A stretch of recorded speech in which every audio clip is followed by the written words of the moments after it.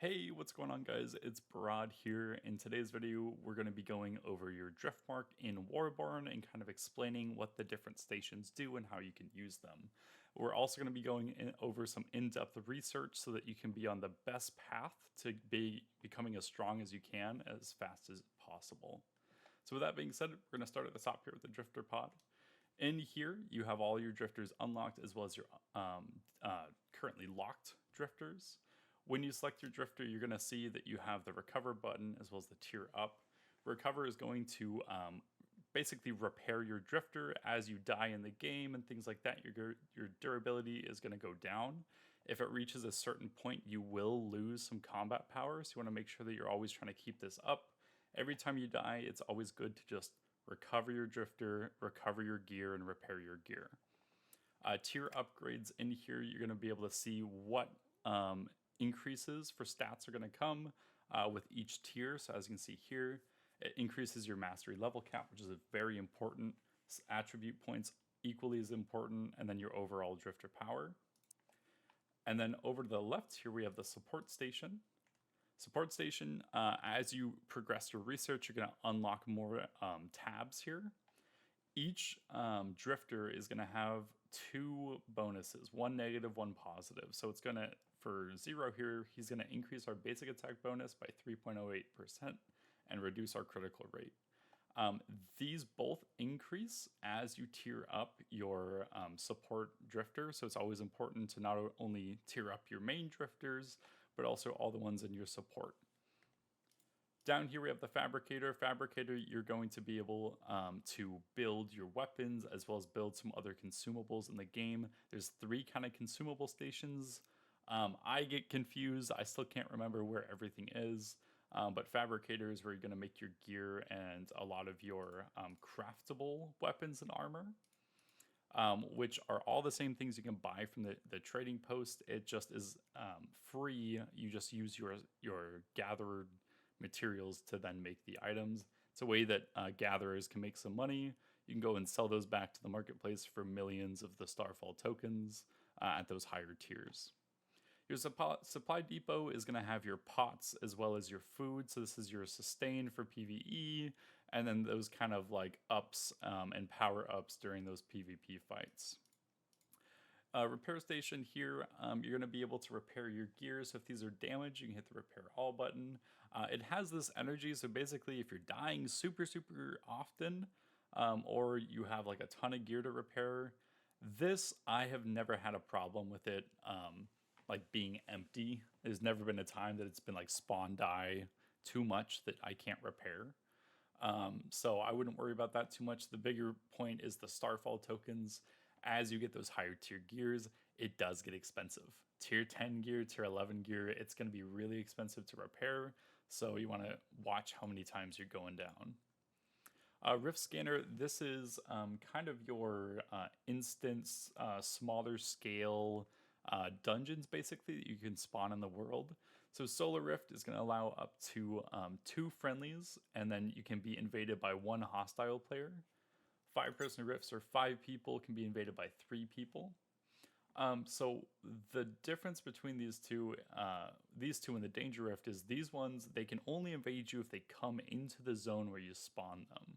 And if we look at the map, in this zone, these little patches here that are kind of like green and browned out, these are the only spots that your rift has a chance to spawn them. There's always 3 on each map. So there's these 3 kind of patches, and your rifts are going to spawn in there.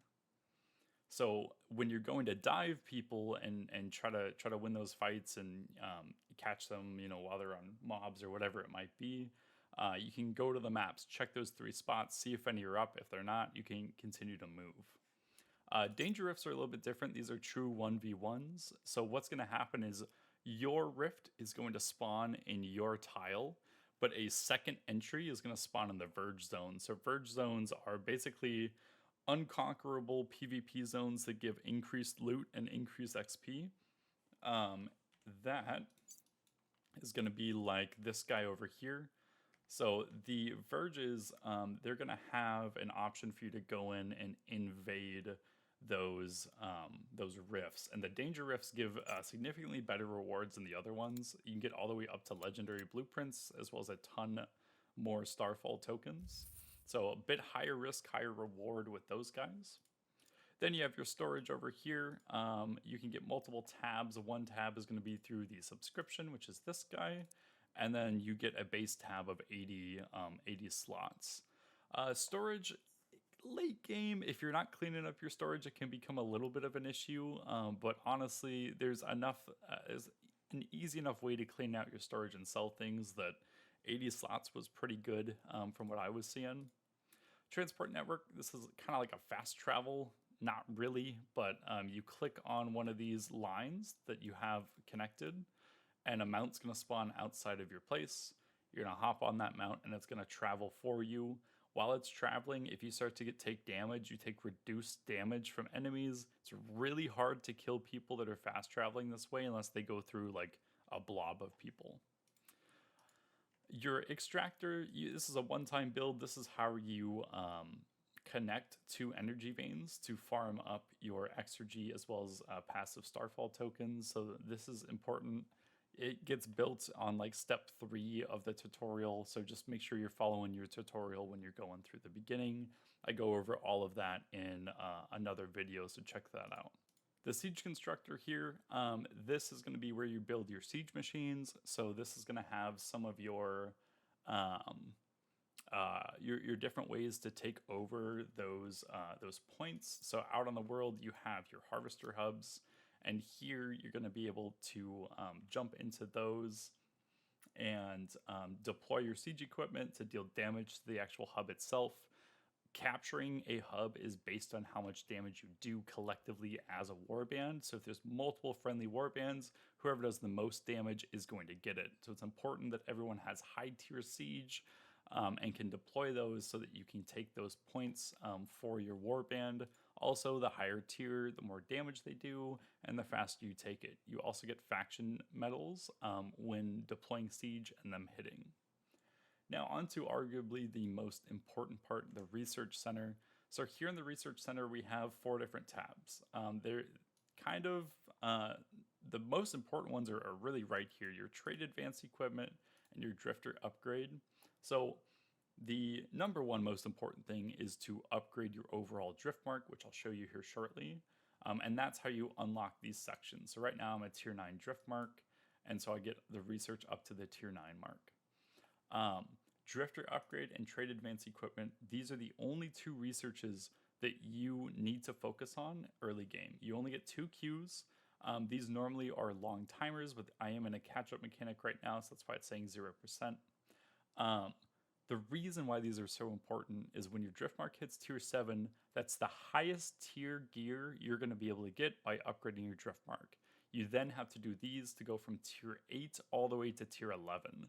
So doing these first is going to be the most important thing for you to do, or you're going to get behind.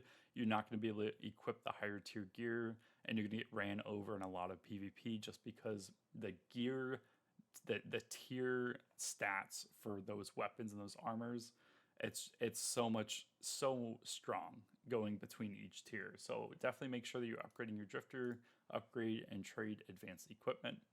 Another important one, if you want to start working on a second build, second drifter and third drifter, what these allow you to do is have multiple loadouts that you can switch between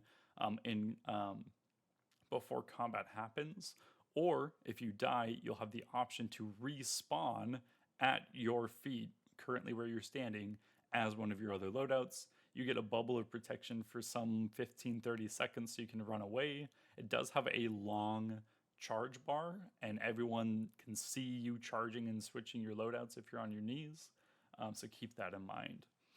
Other things down here, traded tool equipments, toolkits. This is going to give you some consumables, which can be really nice. Equipment production allows you to craft your own gear at that fabricator, so you do have to research that first at tier 7.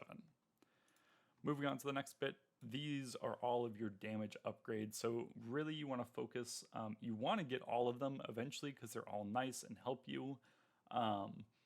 Even just like strength, agility, and ints, all of those base stats are going to help you with multiple different things.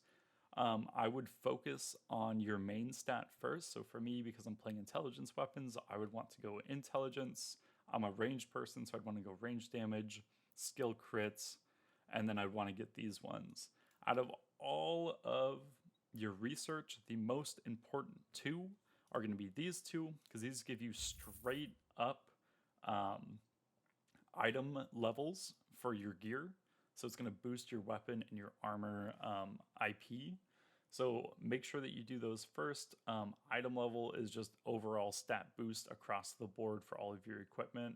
After that, I'd say try to hammer out your main stat and then do everything else, or however you're deciding to play for damage. Maybe go more for like your range damage next, or your magic damage or physical damage and things like that. Coming up next here, we have kind of like the crafter tab in a way. So here, this is an important one. This one I don't believe ever has a timer on it, so you can just upgrade this when you have the Starfall tokens. It does get pretty expensive. This is to increase your Exergy mining bots level. And what that's going to do is it's going to increase your Exergy production, which you need for all of your research, and is one of the biggest bottlenecks in this game. So make sure that you're keeping your Exergy up. The other things we have is like gathering skills, support station upgrade. This is where you can get more slots to put in those support drifters. Nomad Post, this is really cool. I'll show you this shortly. It's basically a second spawn location with it's like a smaller Driftmark without as much stuff in it. And then you have your mount HP. This is another really important one. So this is going to increase your mount's total HP to reduce the gank potential on you and how quickly you get dismounted. Inventory expansion, also really nice. I don't believe this has too long of timers typically. And typically the first 3 levels for most things aren't going to require a timer. Over here, we also have the mount sprint speed. That's another really nice one to have. Everything else in here, it's kind of pick and choose. This is more for your crafters, so choose something that you think would be nice. I will say the boost stations will make crafters a lot of money.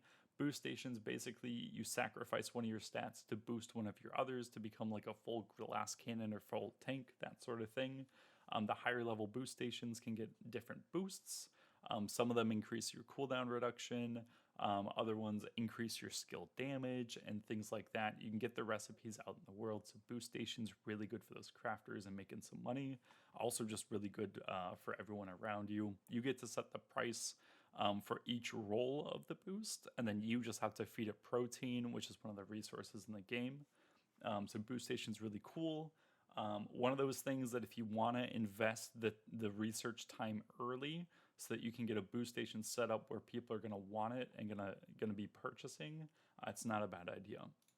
Over here, these are all your Driftmark upgrades. So these are going to be your Driftmark's defenses, more craftables that you can make in your Driftmark, as well as upgrading your siege device. This is going to increase your siege device levels, Sabo explosives, more siege things, and then these are some more consumables that you can make. So bunch of really cool stuff here. If you're going for just raw damage and a lot of that kind of stuff early, I highly suggest still Drifter upgrade, trade advanced equipment, and then going into your combat stats next. Maybe doing like one combat stat and one like quality of life or crafter thing isn't bad. So you have all those options. So now that I've showed you all of these items, we have the Underground Bazaar, which I've gone over in a couple other videos. There's a bunch of vendors down there that you can use to help you buy some like daily boosts for your Exergy and your Starfall tokens, as well as spend those medals that you have, your faction, your PvP, and your Eclipsium. It's where you also get your drifters. So what I'm going to show you next is going to be the Nomad Post. So give me just a second and I'll meet you back when I get to that post.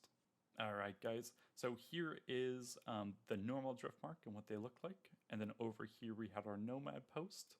So inside the Nomad Post, you're going to see your storage, repair station, and drifter pod, as well as the transport network. You can also get underground if you need to buy things. In here, if you come to Ulf, you can click on this, and this is going to be your upgrade. So if you want to increase your Nomad Post durability, you can do that there, as well as repairing your Nomad if it takes damage.